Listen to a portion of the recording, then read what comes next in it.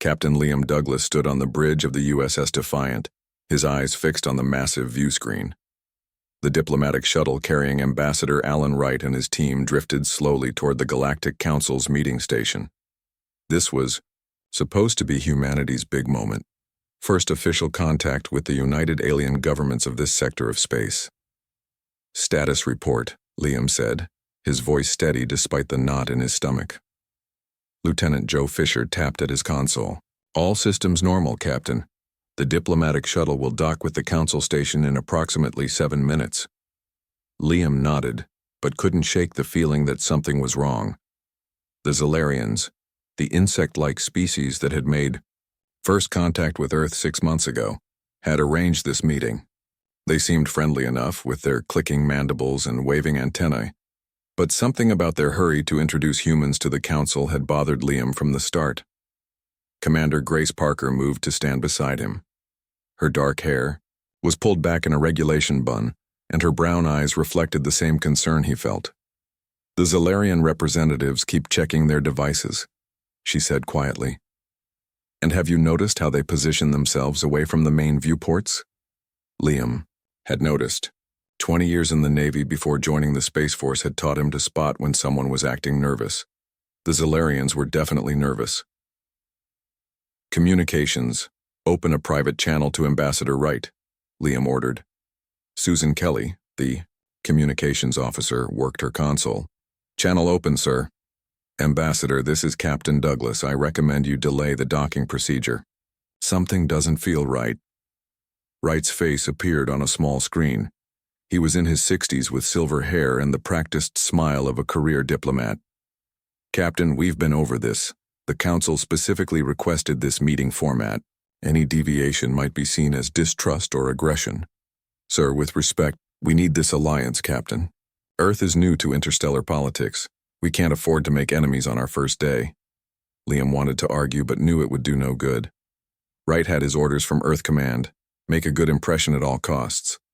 "Understood, sir. We'll maintain position and stand by." He signaled Kelly to end the transmission. Grace moved closer and lowered her voice. "We could send a security team in a second shuttle."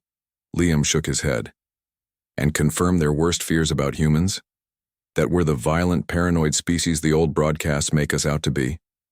For decades before first contact, Earth had been unknowingly broadcasting television, radio, and later internet content into space. The aliens had received everything from World War documentaries to action movies. Many species now viewed humans as dangerously unpredictable. "Sensor alert," called out Ensign Ben Morris from the science station. "Energy spike detected on the far side of the system." Liam turned sharply. "Source?" "Unknown, sir. It's—" Morris went pale. "Multiple ships dropping out of faster-than-light travel. Configuration unknown, but they're big, sir. Very big." The main view screen split to show the new arrivals. 7 massive vessels had appeared, their hulls dark and angular, covered with what looked like weapon emplacements. They weren't like the smooth, rounded designs of the Council ships. "Tactical assessment," Liam ordered. Grace was already at the weapons console. "Based on size and configuration, these are warships, heavy class. Nothing in our databases matches the design." "Sir," Kelly called out.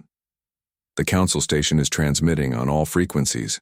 They're warning everyone to leave the system immediately." Liam felt a cold weight settle in his stomach. "Get that shuttle back here now." But it was too late. The new ships accelerated with impossible speed toward the Council station. Green energy beams lashed out, slicing through the diplomatic shuttle, as if it were made of paper. Ambassador Wright and 20 of Earth's best diplomats died instantly. "Battle stations," Liam shouted as alarms blared across the ship. "Prep jump drives and plot an emergency course back to Earth." The bridge crew moved with practiced efficiency, but Liam could see the shock and fear on their faces. Many had never seen combat. None had expected their first diplomatic mission to turn into a massacre. The view screen showed chaos as the unknown ships fired on the Council station. Several smaller alien vessels attempted to flee, only to be destroyed by precise weapons fire. "Captain," Morris called out, "I'm picking up communications between the attackers and the Zalarian ship. They're They're speaking. They know each other? Liam asked. It seems so, sir.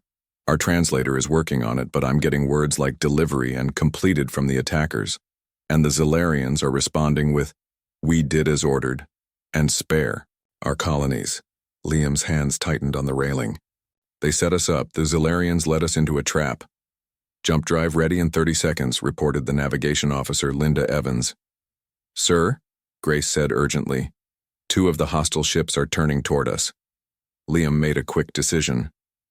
Launch. Countermeasures. All power to shields and engines. We need to survive long enough to jump. The Defiant shuddered as its point defense systems fired, creating a cloud of electromagnetic particles and small decoys.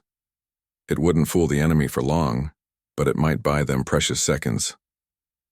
Who are they? Linda asked, her voice shaking slightly as her hands flew over the navigation controls. The real question, Liam said grimly, is why they wanted us here. Why target humans specifically?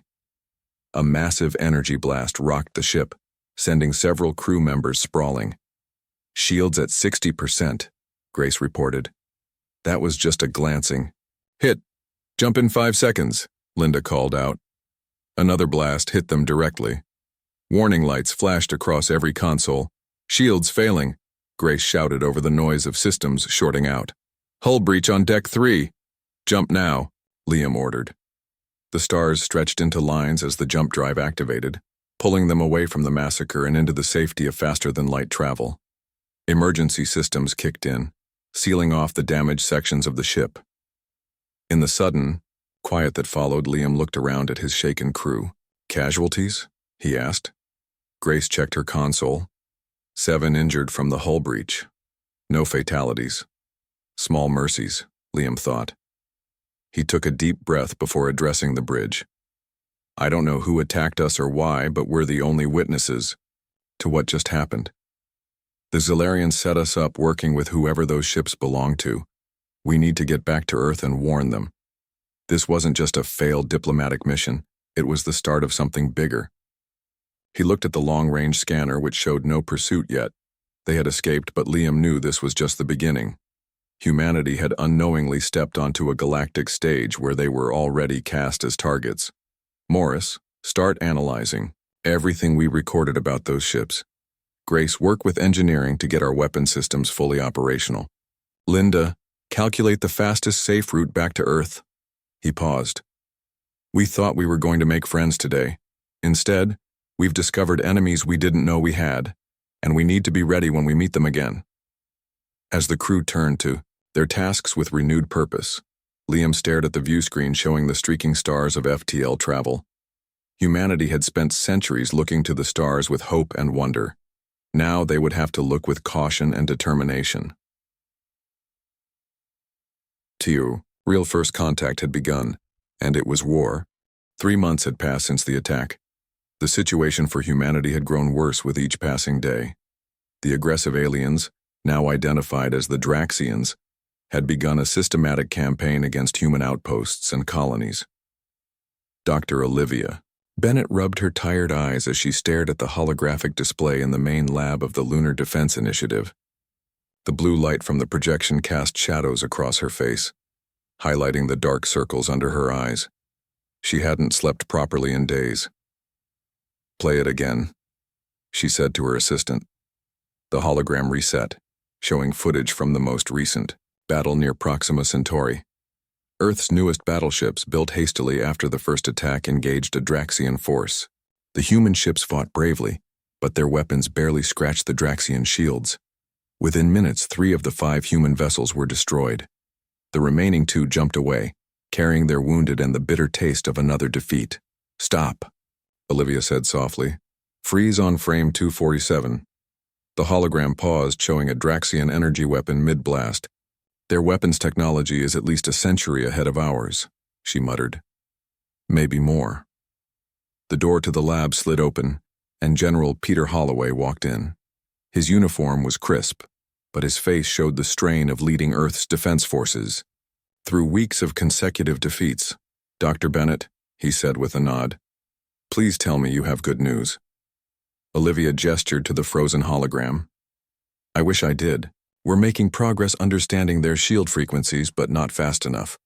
She reached for a tablet and handed it to him. This is the latest casualty report. Peter scanned the numbers, his expression growing darker. 817. In one battle. He set the tablet down carefully as if handling something fragile. The President is addressing the United Nations in an hour. We need something, anything, to give people hope. What about the other alien races? The Galactic Council? Olivia asked. Peter shook his head. They've officially declared neutrality. They're afraid of Draxian reprisals. So we're alone, Olivia said. As usual, Peter replied with a grim smile. Throughout our history, when have humans ever been able to count on anyone but ourselves? The general walked to the window that overlooked the massive construction bay. Far below, hundreds of workers swarmed around a half-built ship. Unlike the other vessels in Earth's fleet, this one had an unusual design. More compact with odd angles and sections that clearly incorporated alien technology. How's the prototype coming? He asked. The Thunderbolt? We're making progress. The adaptive shield system works in simulations, but scaling it up to protect an entire ship is challenging. Olivia joined him at the window. And there's still the problem of power generation. The system requires more energy than our standard reactors can produce. Peter nodded thoughtfully. I just received word that Captain Mason has arrived. She'll be commanding the Thunderbolt, assuming we can get it operational. Eliza Mason? From the Mars Defense? Olivia asked, surprised. I heard she lost her ship. She did, but she saved her crew and took down 2 Draxian fighters with nothing but emergency thrusters and a mining laser. That's the kind of thinking we need right now. An alarm sounded, causing both of them to turn toward the main screen. A red warning flashed across the display. Proximity alert, said the computers. Calm voice. Draxian vessels detected entering the Kuiper Belt. Peter's face hardened. They're getting closer to Earth with each attack. How long until they reach the inner solar system? Olivia tapped several commands into her console. At their current speed, 5 days. Maybe 6. And the Thunderbolt? 2 weeks minimum before it's ready for combat. Even then, it will be untested. Peter paced the length of the lab. We need more time. Olivia hesitated, then brought up another file on her tablet. There might be a way. The Jupiter defense platforms were designed to protect the mining operations, but if we reconfigure them and concentrate their fire, we might slow the Draxians down, Peter finished, hope creeping into his voice for the first time. But those platforms weren't built for military purposes. They're mining tools. Yes, but with some modifications. Olivia's fingers flew across her tablet as she worked out the calculations. We could convert the mining lasers to punch through Draxian shields, at least temporarily. It won't stop them, but it could buy us a few more days. Peter studied her calculations. Do it. I'll send you every engineer we can spare. A technician burst into the lab, breathing hard. General Dr. Bennett, you need to see this. He activated the main screen, showing a view from one of Earth's deep space telescopes. A massive Draxian vessel, at least 3 times the size of any they had encountered before, moved slowly toward the solar system. What is that? Peter asked, his voice barely above a whisper. Olivia zoomed in on the image. Based on the energy readings and size comparison with known Draxian ships, this appears to be a command vessel. Possibly their fleet headquarters. The technician swallowed nervously. There's more, sir. We've intercepted communications. They're calling in ships from every sector. They're planning a final assault on Earth. A heavy silence fell over the room. Finally, Peter spoke. They think this is the end game. They believe we're just another species to be conquered or eliminated. He turned to Olivia, determination in his eyes. They don't understand what they're dealing with. Throughout our history, humans have faced extinction-level threats from nature, from each other, from our own technology. Each time we've survived. But this is different, Olivia said quietly. We've never faced an enemy with this level of technological advantage. No, Peter agreed. But the Draxians have never faced humans before. They have no idea what we're capable of when our backs are against the wall. He looked down at the Thunderbolt again. Double the work crews on the prototype. Pull resources from every project if you have to. I want that ship ready in 3 days. That's impossible, Olivia protested. Peter smiled grimly. Humanity specializes in achieving the impossible when we have no other choice. And right now, Dr. Bennett, we have no other choice. As Peter left to prepare Earth's remaining defenses, Olivia turned back to the hologram showing the Draxian weapon. There had to be a weakness, something they had missed. Humans had survived ice ages, plagues, world wars, and their own self-destructive tendencies. They wouldn't fall to their first interstellar threat without a fight. In the construction bay, below, work on the Thunderbolt accelerated as news of the approaching Draxian armada spread. Engineers and technicians worked around the clock, fueled by determination and the knowledge that they were humanity's last hope. What the Draxians didn't realize was that they weren't just fighting against human technology. They were fighting against human nature, the result of thousands of years of warfare, innovation, and survival against all odds. Captain Eliza Mason walked slowly around the bridge of the USS Thunderbolt, running her hand along the smooth metal of the command chair. The ship still smelled of fresh paint and new electronics. 3 days ago, this bridge had been an unfinished shell. Now it hummed with life as the crew prepared for their first mission. "What do you think, Captain?" asked Chief Engineer Frank Sullivan. He was a short man with thick arms and oil-stained hands.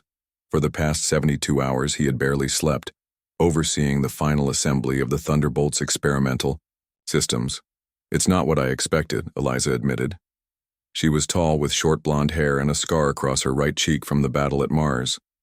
Smaller than a standard destroyer. Frank grinned. "Size isn't everything, Captain. This ship packs more punch than anything we've ever built." Eliza nodded. She had reviewed the technical specifications and could hardly believe what the engineers had accomplished. The Thunderbolt combined human engineering with reverse-engineered Draxian technology. Its main innovation was an adaptive shield system that could analyze enemy weapons and reconfigure to resist them, growing stronger with each attack. The bridge door slid open, and General Peter Holloway entered with Dr. Olivia Bennett. "Captain Mason," Peter said with a nod, "is your crew ready?" "As ready as they can be, sir." Eliza gestured to the officers at their stations. "We've pulled the best survivors from destroyed vessels, along with key personnel from the Lunar Initiative. They look young," Peter observed quietly. "Many of them are," Eliza agreed. "We've lost a lot of veterans in the past 3 months." Olivia stepped forward with a tablet. "The final diagnostic reports on the adaptive shield system are complete. It works in all simulations, but..." She hesitated. "There's no way to know for certain until it faces actual Draxian weapons. So we're the test case," Eliza said with a small smile. "Nothing new there." Peter's communicator beeped. He checked it, and his expression darkened. "The Jupiter defense platforms just engaged the first wave of Draxian ships. They're holding for now, but estimates say they'll fail within 6 hours. Then we need to move," Eliza said. "What are our orders, sir?" Peter nodded to a technician who brought up a star map on the main screen. "This is your target," he said, pointing to a bright spot near the edge of the display. "A Draxian supply hub in the Zeta Reticuli system. Intelligence believes it's supporting their main invasion fleet. You want us to attack a target deep in enemy territory?" Eliza asked, studying the map. "With untested systems?" "Exactly," Peter said. "The Draxians expect us to defend Earth directly. They've committed most of their forces to the frontal assault. This supply hub is critically important but lightly defended. If we can destroy it, we cut off their supply lines," Eliza finished. "Force them to pull back. And buy Earth the time it needs to prepare more ships like the Thunderbolt," Olivia added. Frank whistled softly. "So it's a suicide run." Peter looked at each of them in turn. "I won't lie to you. The odds of returning from this mission are slim, but without it Earth falls in less than a week." A tense silence filled the bridge. Finally Eliza spoke. "When do we leave?" "Immediately," Peter replied. "The experimental FTL drive should..." Get you there in under 14 hours. That's faster than anything the Draxians have. Peter extended his hand to Eliza. The mission is designated Operation Breaking Point. A fitting name, I think. For them or for us? Frank muttered. Both, probably, Eliza said as she shook the general's hand. We won't let you down, sir. After Peter and Olivia left, Eliza took her place in the command chair and activated the ship-wide communication system. This is Captain Mason speaking. In 15 minutes, we will depart on our first mission. I won't sugarcoat this. We're heading deep into enemy territory to strike at a critical Draxian supply hub. The mission is high risk, but the potential reward is nothing less than buying Earth the time it needs to survive. She paused, looking around at her bridge crew. Lieutenant Kyle Winters at Tactical, barely 25 years old but with the steady hands of a veteran. Ensign Ruby Clark at Navigation, who had lost her entire family when the Draxians destroyed the Europa colony. Communications Officer Dan Hughes, who still walked with a limp from injuries sustained during the Mars attack. Many of you have already faced the Draxians and survived when others didn't. You've seen what they can do, but they haven't seen what we can do. Not yet. Today we show them that humans aren't just another species to be conquered. We show them that we're different. The engineering crew reported that the experimental FTL drive was online. The weapon systems were charged. The adaptive shields were active and ready to learn. Today we're not just fighting for our lives or even for Earth, Eliza continued. We're fighting to show the galaxy what humans do when pushed to the edge. We adapt, we overcome, and we never, ever surrender. As the Thunderbolt prepared to make its first jump through the experimental FTL drive, Eliza gave the final command. Take us out. The stars outside stretched into lines as the ship accelerated to faster-than-light speed, headed toward a battle that would change the course of the war. 14 hours later, the Thunderbolt dropped out of FTL at the edge of the Zeta Reticuli system. The bridge was silent as the main screen showed the target, a massive Draxian supply station surrounded by patrol ships.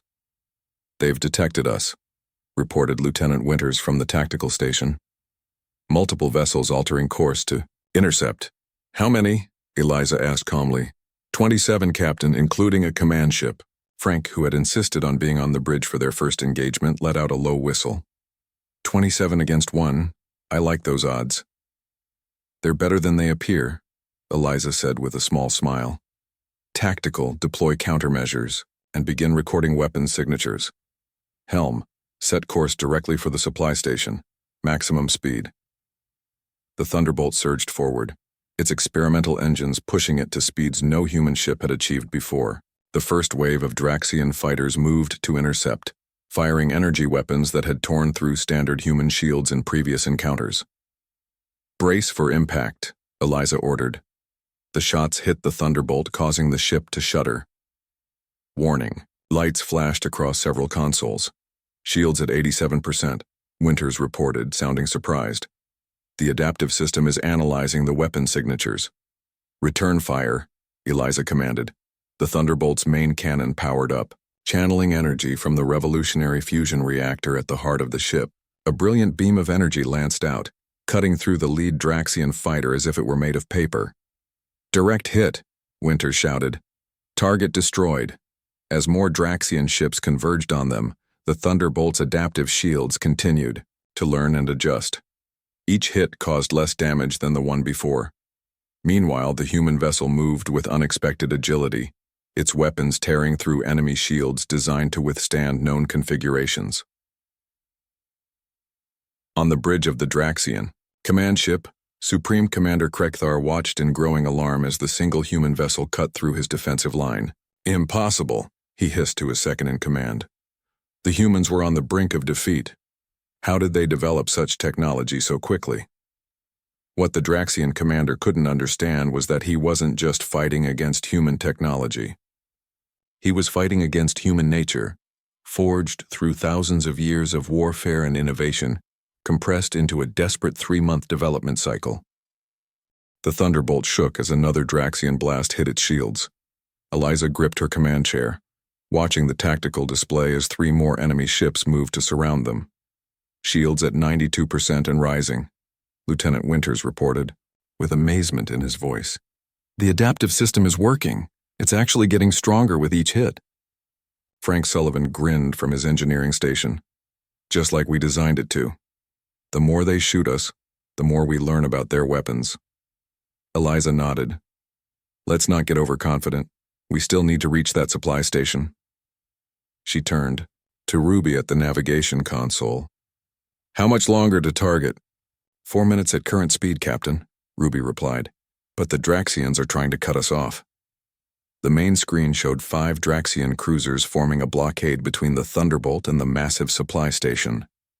Behind the station loomed the Draxian command ship Imperius, its weapons powering up. They're protecting the station, Eliza observed. Good. That means our intelligence was right about its importance. Dan Hughes at communications suddenly straightened.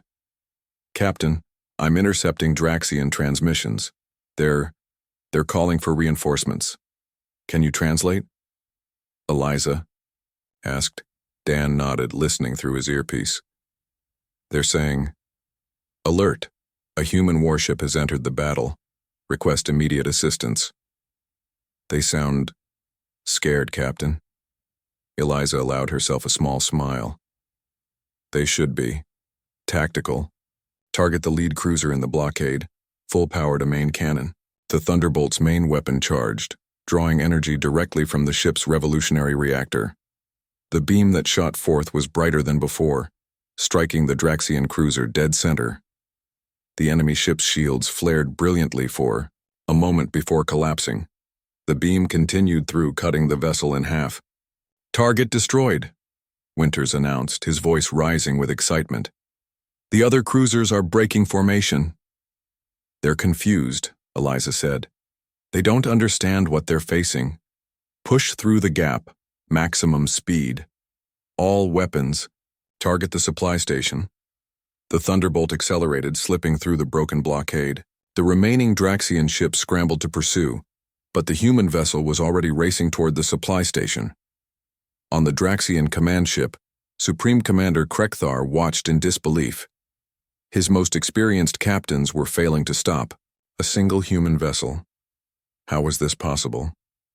Just weeks ago, human ships had been easy prey. All weapons target the human ship, he ordered. Concentrate fire. The Imperius, 3 times the size of the Thunderbolt, turned its massive weapon arrays toward the approaching human vessel. Green energy beams lashed out, joining the fire, from a dozen other Draxian ships. Inside the Thunderbolt, warning alarms blared as multiple hits struck simultaneously. Multiple impacts, Winters shouted over the noise.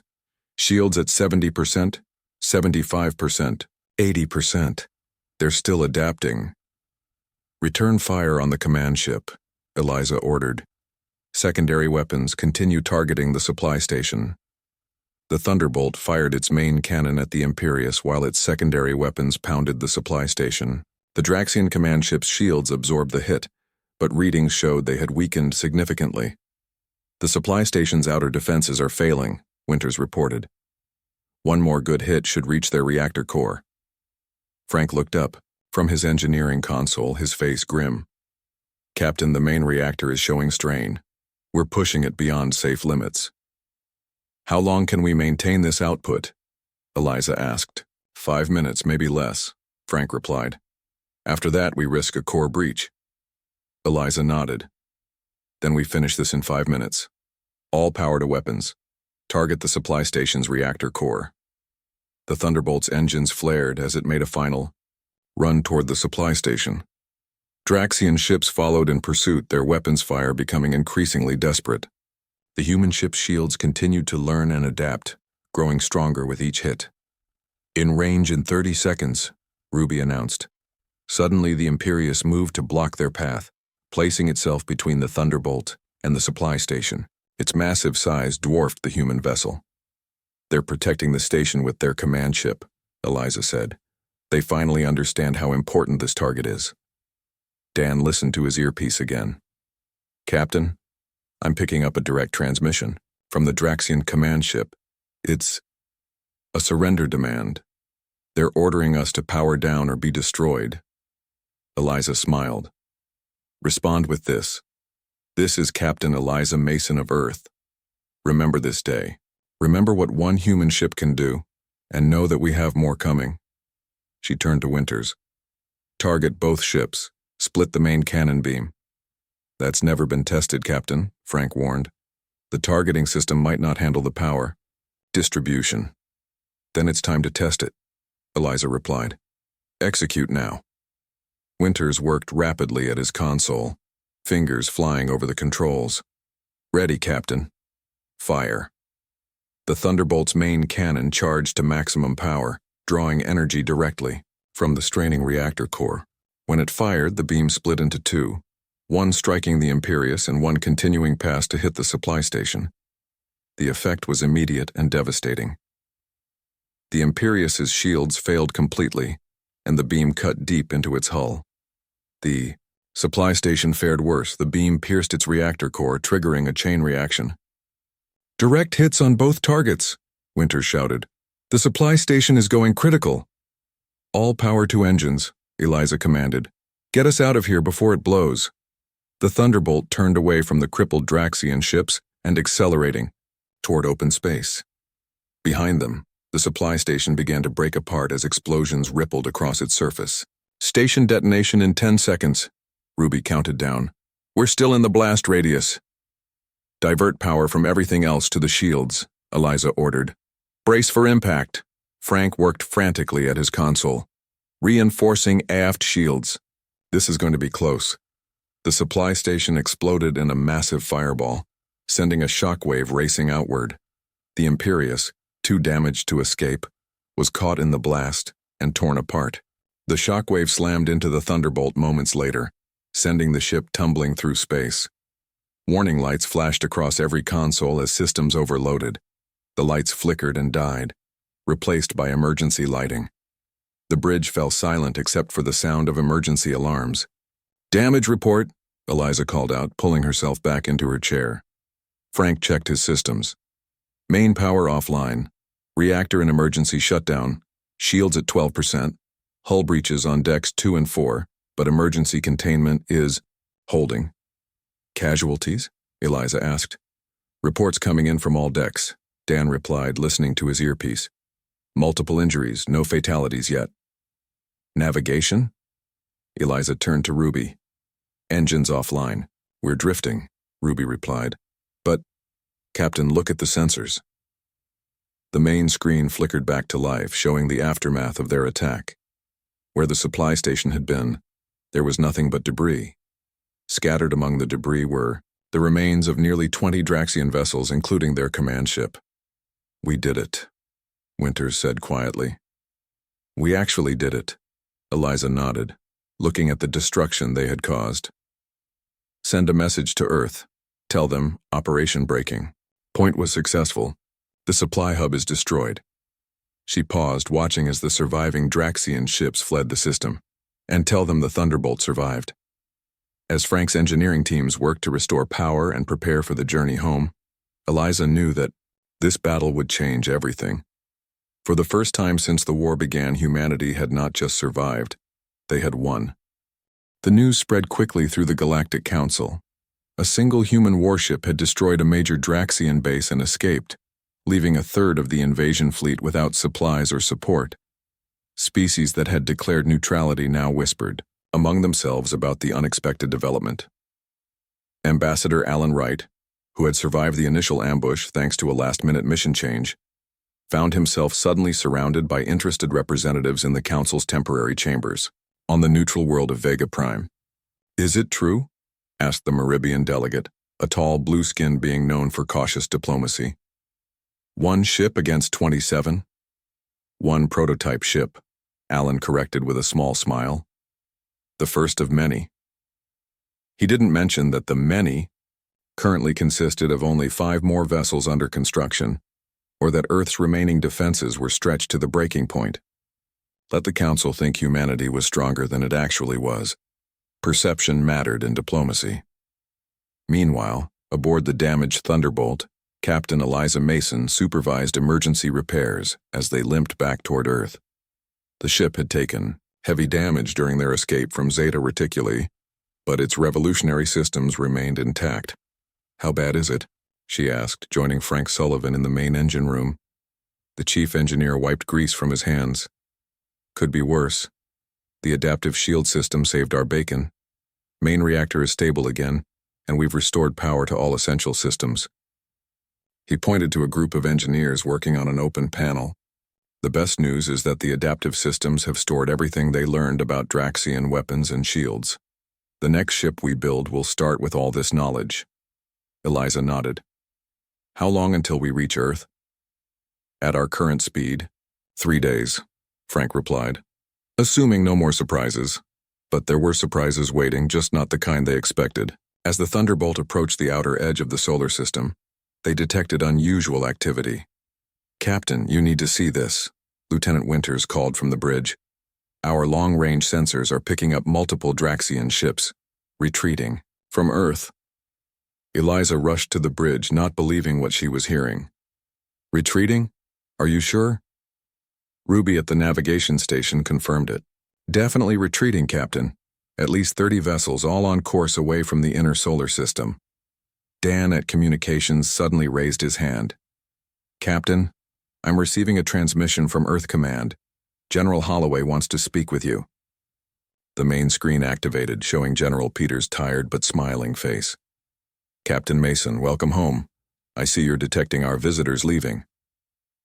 "What happened?" Eliza asked. "We expected to find Earth under siege." "Oh, we were," Peter replied. "The Draxian fleet arrived right on schedule, but something changed after your attack on their supply hub. About 12 hours ago, they suddenly broke off their assault and began withdrawing." "They're regrouping," Eliza suggested. "They'll be back with reinforcements." "Perhaps," Peter acknowledged, "but our intelligence suggests otherwise. We intercepted communications from their fleet to their homeworld. Your attack didn't just destroy a supply station, Captain. You killed Supreme Fleet Commander Krekthar and 3 members of their ruling council who were aboard the Imperius." Eliza exchanged surprised looks with her bridge crew. They had no idea such important Draxian leaders had been present. "That's not all," Peter continued.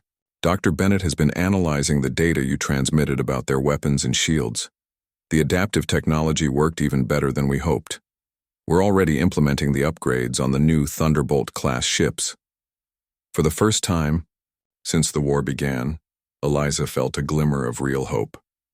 "How many ships will we have ready if they come back?" 5 more will be operational within 2 weeks, Peter said. "And now we have something else. Allies." The screen split to show Ambassador Wright standing in what appeared to be the Galactic Council chamber. "Captain Mason, your victory has changed everything. 3 species that previously declared neutrality have now offered military support to Earth. They were waiting to see if we could prove ourselves against the Draxians. On Earth, Dr. Olivia Bennett had become an unexpected celebrity. News broadcasts worldwide showed her tired face as she explained in simplified terms how humanity had achieved the impossible. "The Draxian technology is still superior to ours in many ways," she explained to one reporter. "But they made a fundamental mistake. They assumed that because they were technologically advanced, they were superior in all ways. They didn't account for human adaptability.